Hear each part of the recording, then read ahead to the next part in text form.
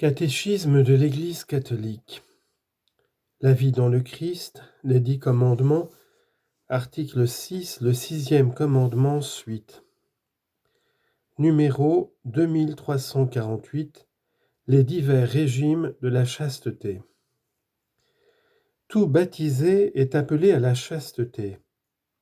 Le chrétien a revêtu le Christ, Galates 3, 27. Modèle de toute chasteté. Tous les fidèles du Christ sont appelés à mener une vie chaste selon leur état de vie particulier. Au moment de son baptême, le chrétien s'est engagé à conduire dans la chasteté son affectivité. La chasteté doit qualifier les personnes suivant leurs différents états de vie. Les unes dans la virginité ou le célibat consacré, manière éminente de se livrer plus facilement à Dieu d'un cœur sans partage, les autres de la façon que détermine pour tous la loi morale et selon qu'elles sont mariées ou célibataires. Les personnes mariées sont appelées à vivre la chasteté conjugale, les autres pratiquent la chasteté dans la continence. Citation de saint Ambroise. Il existe 3 formes de la vertu de chasteté, l'une des épouses, l'autre du veuvage, la 3e de la virginité. Nous ne louons pas l'une d'elles à l'exclusion des autres, c'est en quoi la discipline de l'Église est riche. Fin de citation. Les fiancés sont appelés à vivre la chasteté dans la continence. Ils verront dans cette mise à l'épreuve une découverte du respect mutuel, un apprentissage de la fidélité et de l'espérance de se recevoir l'un et l'autre de Dieu. Ils réserveront au temps du mariage les manifestations de tendresse spécifiques de l'amour conjugal. Ils s'aideront mutuellement à grandir dans la chasteté. Les offenses à la chasteté. La luxure est un désir désordonné ou une jouissance déréglée du plaisir vénérien. Le plaisir sexuel est moralement désordonné quand il est recherché pour lui-même, isolé des finalités de procréation et d'union. Par la masturbation, il faut entendre l'excitation volontaire des organes génitaux afin d'en retirer un plaisir vénérien. Dans la ligne d'une tradition constante, tant le magistère de l'Église que le sens moral des fidèles ont affirmé sans hésitation que la masturbation est un acte intrinsèquement et gravement désordonné. Quel qu'en soit le motif, l'usage délibéré de la faculté sexuelle en dehors des rapports conjugaux normaux en contredit la finalité. La jouissance sexuelle y est recherchée en dehors de la relation sexuelle requise par l'ordre moral, celle qui réalise, dans le contexte d'un amour vrai, le sens intégral de la donation mutuelle et de la procréation humaine. Pour former un jugement équitable sur la responsabilité morale des sujets et pour orienter l'action pastorale, on tiendra compte de l'immaturité affective, de la force des habitudes contractées, de l'état d'angoisse ou des autres facteurs psychiques ou sociaux qui peuvent atténuer, voire réduire au minimum la culpabilité morale. La fornication est l'union charnelle en dehors du mariage entre un homme et une femme libre.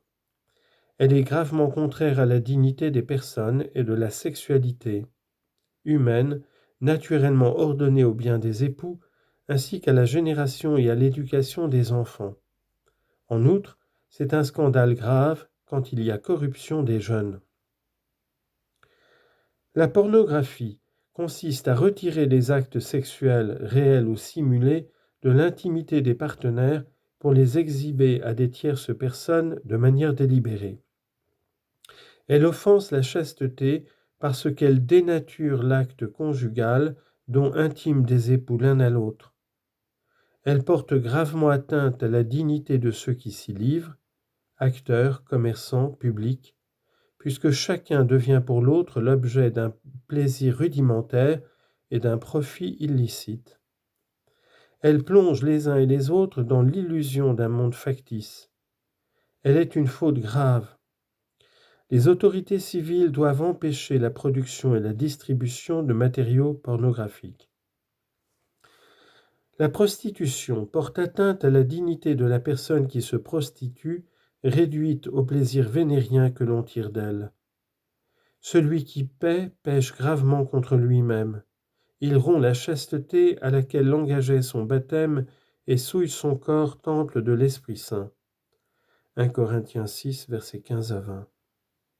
La prostitution constitue un fléau social. Il touche habituellement des femmes, mais aussi des hommes, des enfants ou des adolescents.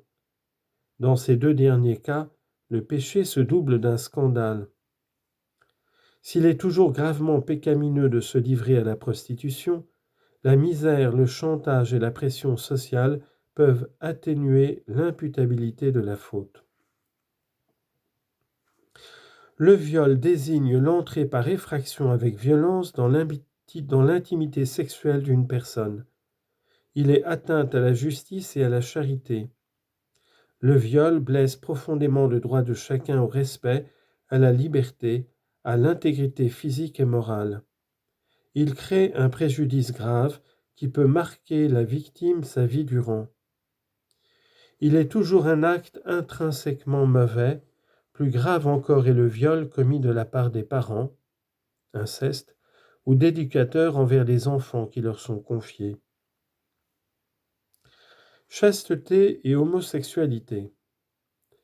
L'homosexualité désigne les relations entre des hommes ou des femmes qui éprouvent une attirance sexuelle exclusive ou prédominante envers des personnes du même sexe.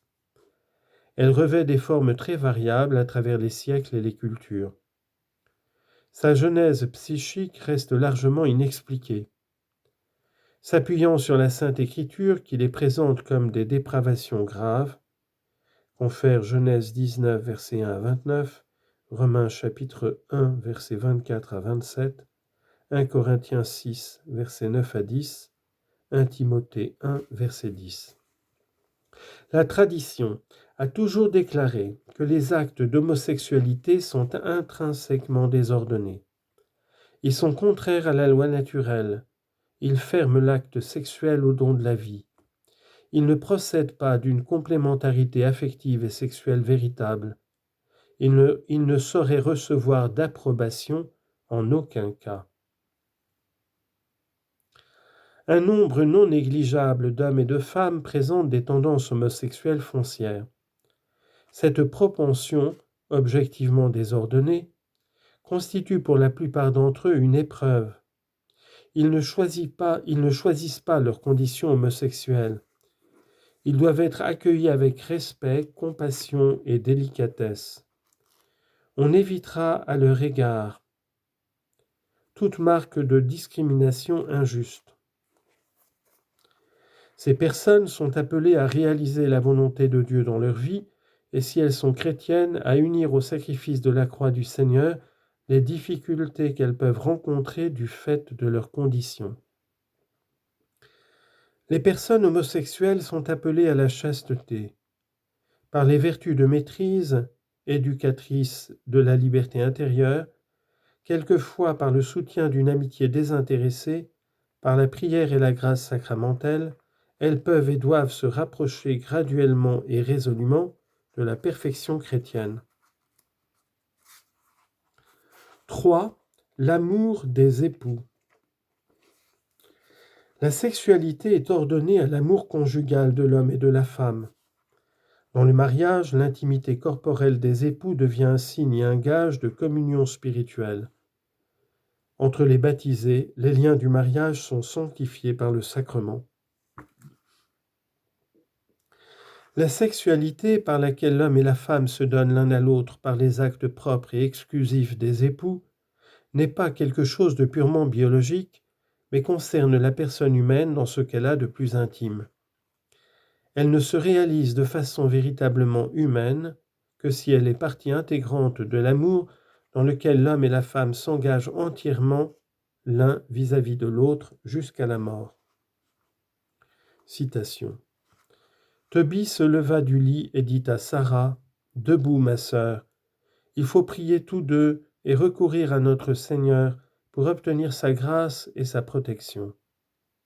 Elle se leva et ils se mirent à prier pour obtenir d'être protégés, et il commença ainsi: Tu es béni, Dieu de nos pères, c'est toi qui as créé Adam, c'est toi qui as créé Ève, sa femme, pour être son secours et son appui, et la race humaine est née de ces deux-là.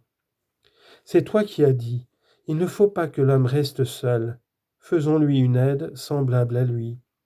Et maintenant, ce n'est pas le plaisir que je cherche en prenant ma sœur, mais je le fais d'un cœur sincère. Daigne avoir pitié d'elle et de moi, et nous mener ensemble à la vieillesse. Et ils dirent de concert: Amen, Amen, et ils se couchèrent pour la nuit. Tobie, chapitre 8, versets 4 à 9.